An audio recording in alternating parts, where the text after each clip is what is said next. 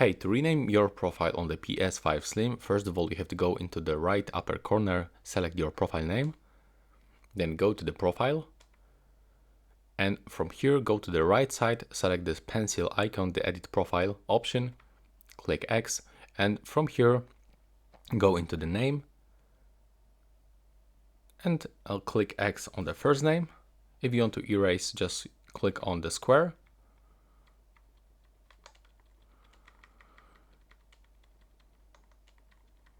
Okay, click done if you confirm.